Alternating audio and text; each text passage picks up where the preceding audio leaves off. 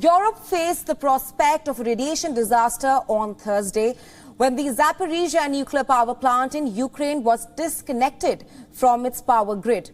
But disaster was averted because the backup electricity kicked in and order was restored. Diesel generators were immediately activated to provide energy to the station itself, to support it after the shutdown.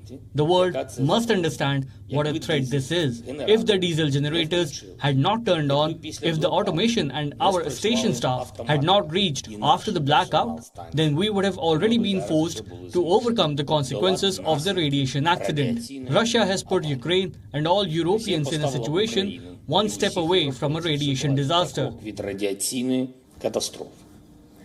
Now, Ukraine's president blamed shelling by Russia's military for the situation.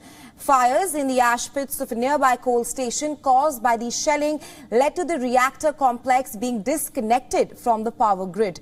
Zelensky also said that the UN's nuclear watchdog, that is the IAEA, should be given access to the site within coming few days before the situation got to the point of no return. Meanwhile, Ukraine's state nuclear company said that it had been the first to complete disconnection in the plant's history. The electricity is used for cooling and safety systems. Russia, which invaded Ukraine in February, captured the plant in March. It has controlled it since, though Ukrainian technicians still operate it. Russia said Russia and Ukraine have accused each other of shelling at the site, fueling fears of a nuclear disaster. Officials of the Russian-occupied town say that the towns in the area also lost power for several hours on Thursday due to the disconnection of the power plant.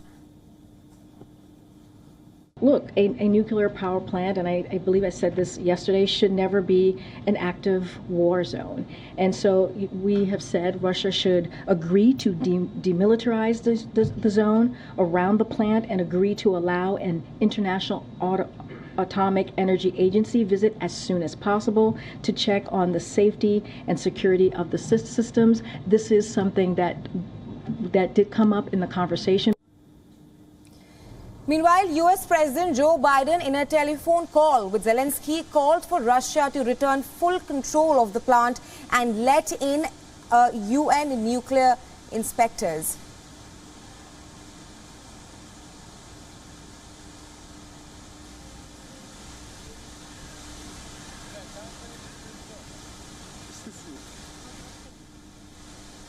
Now, the situation comes amid claims from Ukraine that Moscow could be trying to intentionally divert power from the occupied nuclear plant to reconnect it to Russia's own power grid.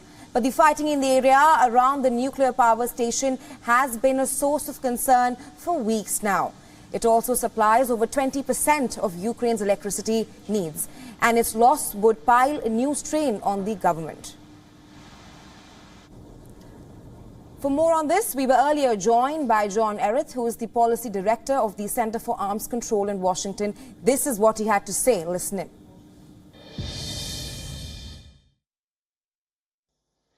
It is a very serious situation to have fighting going on so near a nuclear facility.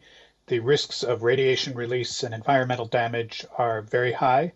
And so the calls for a demilitarized zone are very appropriate and should be implemented. But unfortunately, the fighting continues.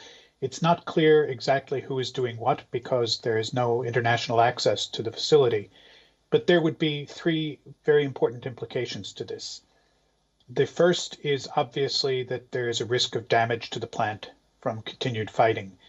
Don't need to say anything more about that, it's obvious. The second would be that it is possible that Russia could, if they feel that the fighting is not going their way, they could try to destroy the plant to deny its use to Ukraine. This is consistent with Russian military history, but it would be catastrophic for people living in the area. The third potential risk is the most serious, and that is it's very clear that the shelling that has taken place in recent days has been aimed at disconnecting the plant from the Ukrainian grid. It's cutting the transmission lines that are connecting the plant to the rest of Ukraine. This is most likely an effort to deprive Ukrainian people of the energy that comes from this plant, which is something like 20% of all of the electricity in Ukraine.